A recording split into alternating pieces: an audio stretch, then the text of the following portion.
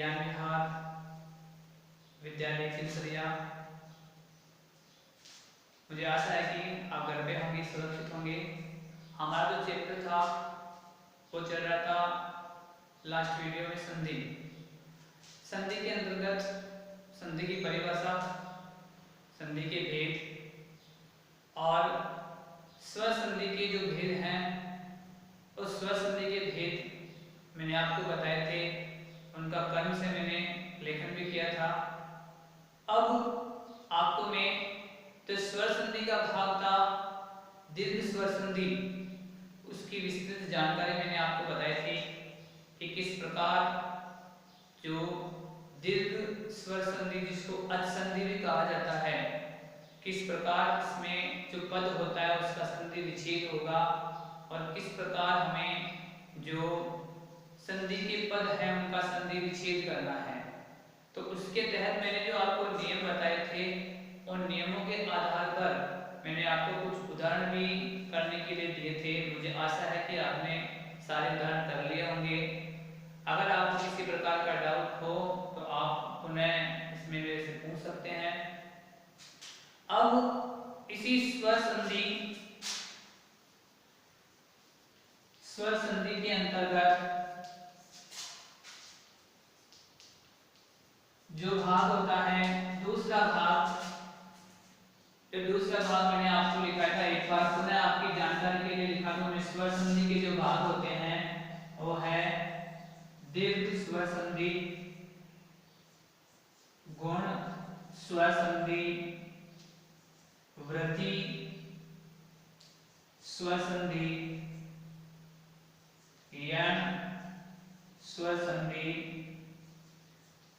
आयामी स्वर संधि, पररूप स्वर संधि और पूर्वरूप स्वर संधि।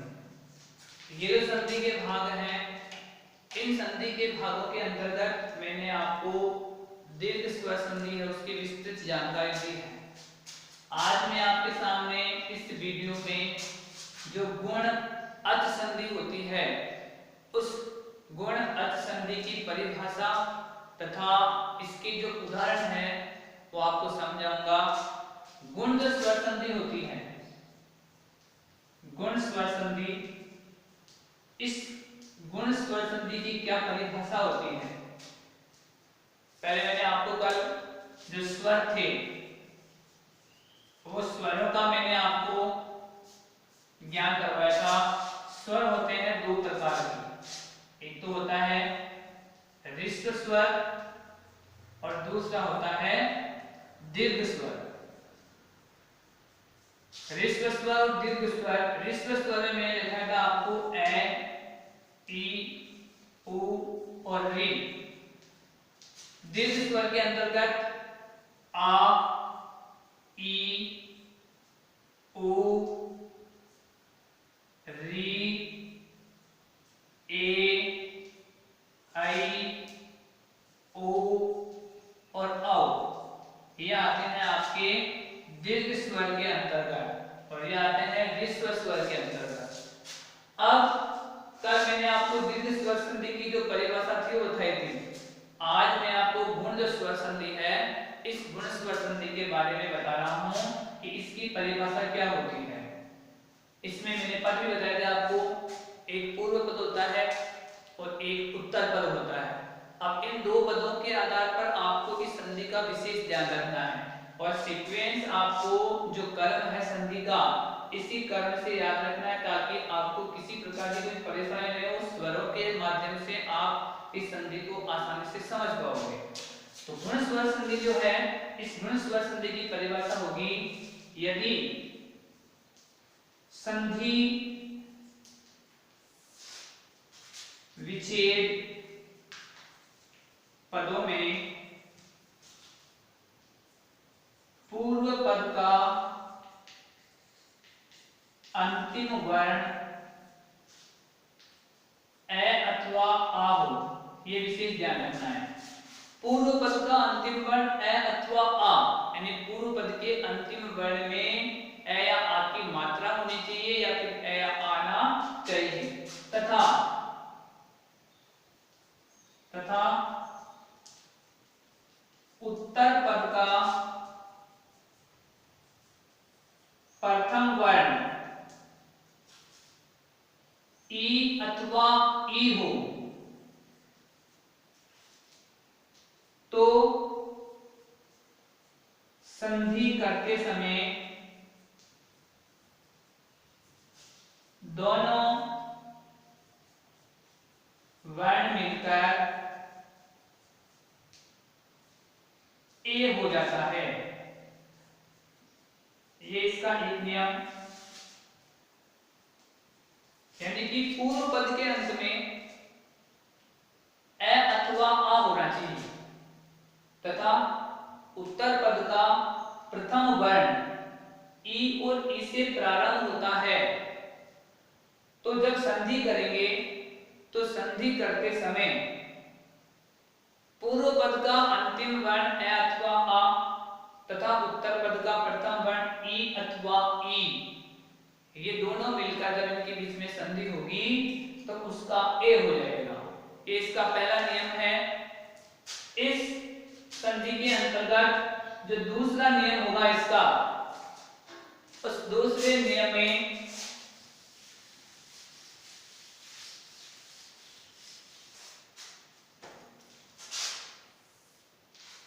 यदि संधि विच्छेद पद में पूर्व पद का अंतिम वर्ण ए अथवा आ हो तथा उत्तर पद, अब यहां विशेष ध्यान रखना है, मैंने आपको स्वर बताए थे, स्वरों का विशेष रूप से ध्यान रखना होगा।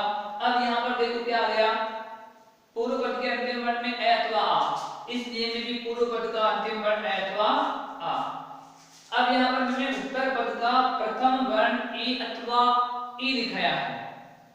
अब आपको इसमें ई को छोड़कर अब आगे कौन से स्वर होते हैं, ओ अथवा उ, तो ए अथवा आ हो, उत्तर पद का प्रथम वर्ण उ अथवा उ हो तो संधि करते समय दोनों वर्ण मिलकर ओ हो जाता है। ये भी गुण स्वर संधि अर्थात गुण अच संधि का नियम है। इसके अंतर्गत अब आपको एक विशेष बात ध्यान रखने वाली है कि इसमें आपको यदि कोई संधि किया हुआ पद मिल जाए, संधि किया हुआ पद यदि कोई है और संधि किए हुए पद में आपको उसकी संधि का नाम पहचानना है कि इसमें संधि कौन सी है। जब संधि का नाम पहचानना या फिर उसकी संधि विच्छेद करना अक्सर ये हर एक विद्यार्थी के लिए सरल नहीं है, मुश्किल हो जाता है। लेकिन उनकी सुविधा के लिए मैं आपको बता दूं, यदि आपको मात्राओं का नॉलेज है, मात्राओं की अगर आपको जानकारी है, तो इसके लिए जो दो संधियां होती है, एक तो गुण स्वर संधि और एक होती है वृद्धि स्वर संधि।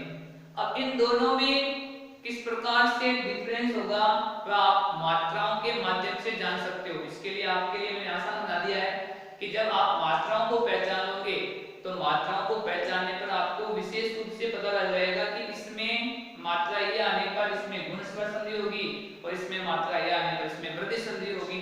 तो इसमें एक तो होती है एक मात्रा और एक होती है दो मात्रा।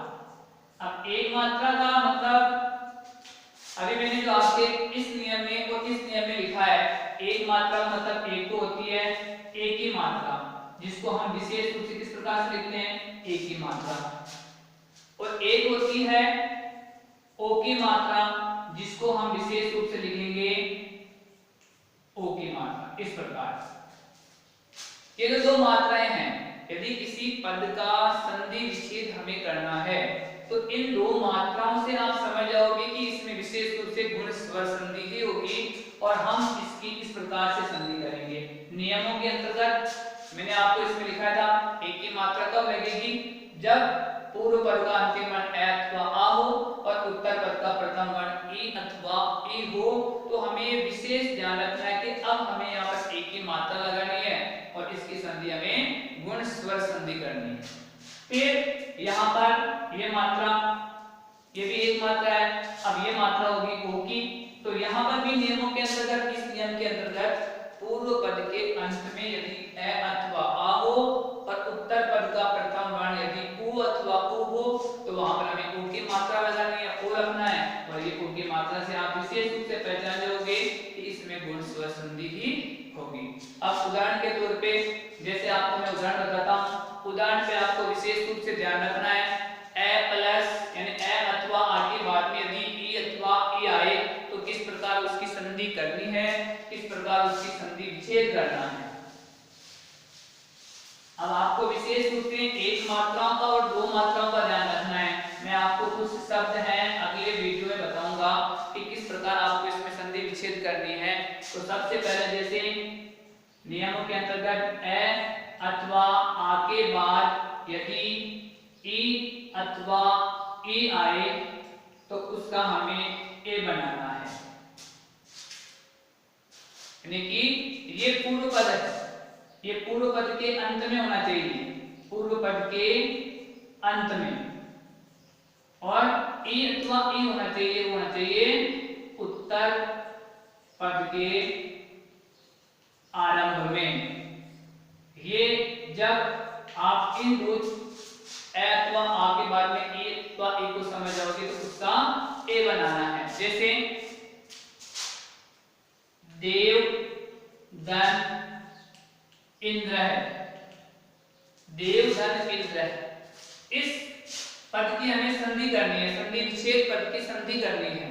तो यहाँ पर जो वह है, इस वह के साथ में स्वर आ रखा है ए और उत्तर पद का प्रथम वर्ण है, प्रारंभ हो रहा है ई से। तो जब नियमों के अंतर्गत ए अथवा ई, ए प्लस ई के दरमियान जब हम संधि करेंगे तो उसका बनेगा ए, तो हम इसका ए बनाएंगे। अब इसकी संधि करेंगे तो संधि क्या हो जाएगी, देवेंद्र है, ये इसकी संधि होगी। अब देखो मात्रा, एक मात्रा हमें यहाँ से संधि विच्छेद करनी थी, एक मात्रा लग गई है, लेकिन संधि विच्छेद जब करोगे आप तो संधि विच्छेद करते समय आपको विशेष रूप से इस बात का ध्यान रखना है कि जब संधि विच्छेद किसी पद का किया जाता है तो उसमें निकलने वाले पद जो होते हैं दो या दो से अधिक, वो सार्थक पद होने चाहिए। दोनों पदों का कोई ना कोई अर्थ निकलना चाहिए। यदि वो निरर्थक पद है इसका मतलब संधि विच्छेद है आपकी, वो गलत हो जाएगी। दोनों पदों का कुछ ना कुछ अर्थ निकलना चाहिए, सार्थक पद वो होने चाहिए, तब जाके आपकी वो संधि है, संधि विच्छेद है वो शुद्ध मानी जाएगी। अब इसके अंतर्गत जैसे देवधन इंद्र, इसमें ए आ गया, इसमें ए आ गया, दोनों मिलकर ए हो गए, एक मात्रा समझ मैंने बताया था, एक मात्रा लग गई, इसकी संधि विच्छेद हो गई, देवधन इंद्र है। और उसके बाद में दूसरा जो उदाहरण है जैसे आ प्लस ई, आ प्लस ई।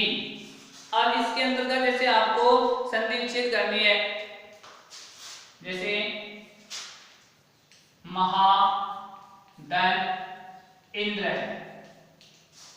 अब यहां पर ए आ रखा है, यहां आ रखा है, आ प्लस ई, इसका भी ए बनेगा और इसकी संधि क्या हो जाएगी, वही देखो। अब जैसे आपको बताया था आ प्लस ई का भी ए बनेगा, ए प्लस ई का भी ए ही बनेगा।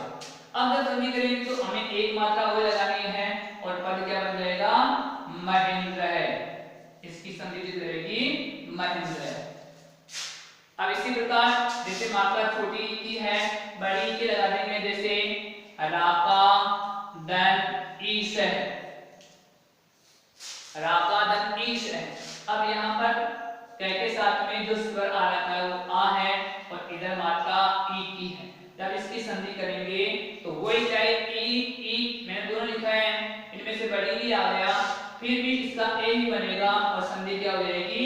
राकेश है, इसकी संधि हो जाएगी राकेश है। तो इस प्रकार आपको जो गुण स्वर संधि है उस गुण स्वर संधि के उदाहरण जो है वो उदाहरण लिखने हैं। कुछ उदाहरण मैं आपको दे रहा हूं और उस पदों के आपको संधि विच्छेद भी साथ के साथ में करनी है। जैसे एक मात्रा समझना आपको सूर्योदय, अब इसकी संधि विच्छेद करनी है। अब इसमें मात्रा आपको समझनी है किसकी आ रखी है, ओ की। अब जब ओ की मात्रा आती है तो वो आपको समझना है कि दोनों पद सार्थक होने चाहिए।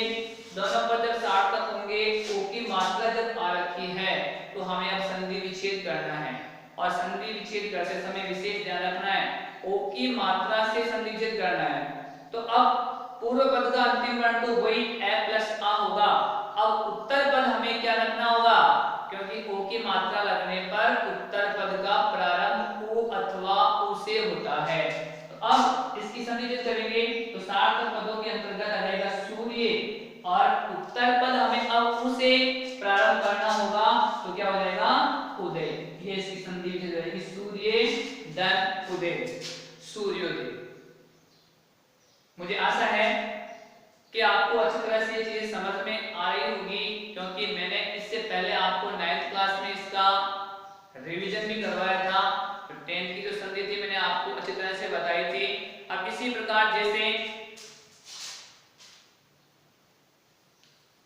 परीक्षा शब्द है, परीक्षा, अब परीक्षा शब्द की आपको संधि विच्छेद करनी है। परीक्षा जो शब्द है, इस परीक्षा शब्द की आपको संधि विच्छेद करनी है। तो इसके अंतर्गत जो संधि होगी ई की मात्रा से होगी, लेकिन यहाँ पर परीक्षा धन, अब मैं आगे एक शब्द जोड़ रहा हूं, उत्सव है, परीक्षा धन उत्सव है। अब इसकी संधि करनी है, क्योंकि आप संधि करेंगे, इसको विच्छेद करेंगे तो अलग हो जाएगा, लेकिन अब आपको इसकी संधि करनी है, परीक्षा धन उत्सव है। अब इसमें आपको नियम वो ध्यान रखना है, इसमें मात्रा आ रखी है आ की, प्लस यहाँ पर प्रारंभ आ रहा है उ से, तो आ के बाद में यदि उ आता है तो उसका क्या बन जाएगा, ओ बन जाएगा। और संधि जब इससे हम करेंगे तो संधि क्या हो जाएगी, परीक्षो उत्सव है, ये इसकी संधि हो जाएगी, परीक्षो उत्सव है। तो इस दो नियम मैंने आपको इसमें लिखा है, ए प्लस आगे बाद में यदि ई अथवा ए आए तो उसका ए बन जाएगा, और यदि ए या आगे बाद में उ अथवा ओ आए तो उसका ओ बन जाएगा। ये संधि होती है गुण अच संधि। इसमें दो नियम और हैं जो मैं आपको अगले वीडियो में बताऊंगा। मुझे विश्वास है कि ये जो संधि है जो मेरे द्वारा पढ़ाई जा रही है आपको अच्छी तरह से समझ में आ रही होगी। ज्ञान विहार के सभी विद्यार्थियों को मैं फिर से ये सलाह दे रहा हूँ कि जो भी आपको यहाँ समझाया जा रहा है या जिसके उदाहरण आपको दिए जा रहे हैं, आपको अच्छी तरह से उनको समझना है, करना है।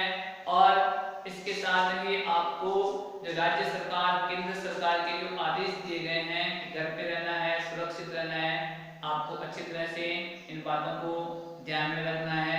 फिर मिलेंगे अगली जो संधि है, इस संधि के अंतर्गत ही दो नियम और है। अच जो गुण स्वर संधि है, इस संधि के अंतर्गत दो नियम और हैं, वो दो नियम मैं अगले वीडियो में बताऊंगा। और उसके साथ में हम अपनी जो अगली संधि है वृद्धि अच संधि उसको प्रारंभ करेंगे। तब तक धन्यवाद।